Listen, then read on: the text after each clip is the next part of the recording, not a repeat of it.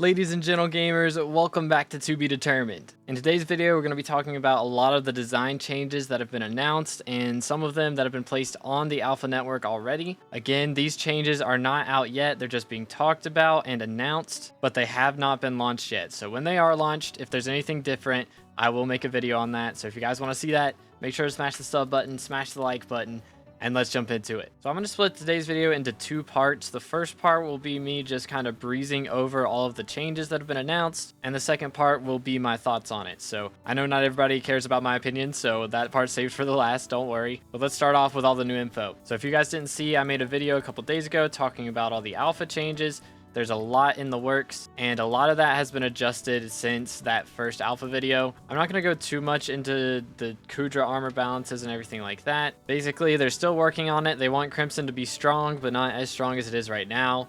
And their main goal is to patch Blaze and Enderman Slayer one-taps permanently. So they're going through a bunch of different builds right now, but nothing is set in stone. I'll talk about that more when that update actually comes out on the main server. But the big things that have been announced are kind of end-game grinds that are being made much easier. The first of which is the trophy fishing changes. They're changing the pity system from giving you a diamond trophy fish at 1,000 to giving it at 600. So they're kind of just putting an all across the board nerf by 40%, which is pretty major. They're also buffing vanilla, karate, slugfish, and blobfish catch rates and lowering the amount of time it takes to spawn in a golden fish. And their goal with this is to make it so trophy fishing takes less than 100 hours. They're also lowering bestiary milestones for a lot of the major mobs in the Crimson Isle. Mainly all 5 of the mini bosses, Barbarian Duke, Mage Outlaw, Blade Soul, Ashfang, and the Magma boss, as well as Lord Jobus and the Pyroclastic Worm. They're also buffing the contribution cap of Slayer mobs. So basically, the mini bosses that you spawn before you spawn the main boss will give more XP. It used to cap at 50% towards your Slayer boss spawning, and now it caps at 75%. This one may be reverted. They're going to test it out a bit, but that might change. They're also lowering the health of the mini bosses for Blaze Slayer, because with Crimson Swipe nerf now, it's going to be a lot harder to kill those, so just making it a little bit easier. They also buffed the damage of Void Gloom katanas and increased the delay of the Seraph going into Beam's phase, so it'll be easier to phase skip. They also did some slight tweaks to the Fervor armor as far as its new ability goes, nothing crazy, but they're also planning on increasing the trophy fish chance of all the magma rods by 5%, as well as increasing the trophy fish chance of all the trophy hunter armors, starting with silver going to 10%, gold going to 20, and diamond going to 30. They may also add combat wisdom to Slayer weapons and cap the Endstone Sword's damage buff, so that would be great for Slayers and not so great for Kudra. So that is the list of changes. Now I'm going to give my thoughts on everything. I've been messaged multiple times by people expecting me to be like really upset about all these changes. They're making all the things that I just maxed out this month and last month a lot easier. I'm specifically talking about the trophy fishing changes and the bestiary changes by making those things a lot easier. Personally though,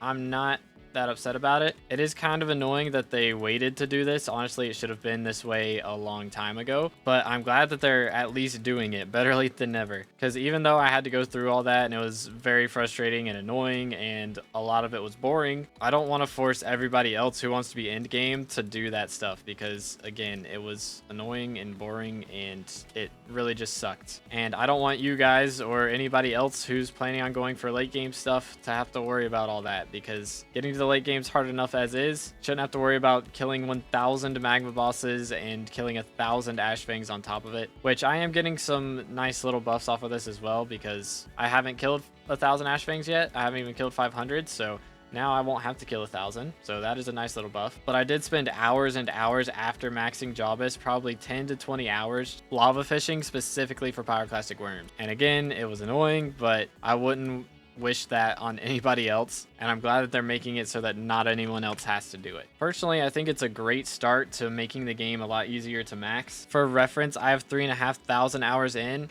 and I'm like 10 levels off of the max level, but these last 10 levels will probably take me over 1,000 hours to get, and I think that's just kind of ridiculous. Like, I know MMOs require a lot of time to do all this stuff, but the grinds are supposed to be fun. Barbarian Duke, Mage Outlaw, and Blade Soul grinding are not fun. Like 500 of it is bearable, but 1,000 was so painful.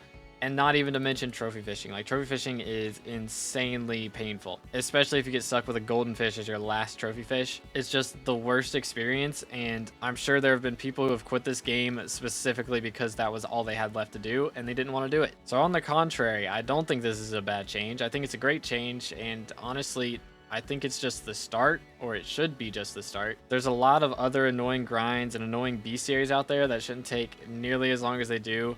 Specifically crop milestones and a bunch of the dungeon bestiaries. Like, I'm Kata 48. I've got a couple hundred more runs before I'm Kata 50.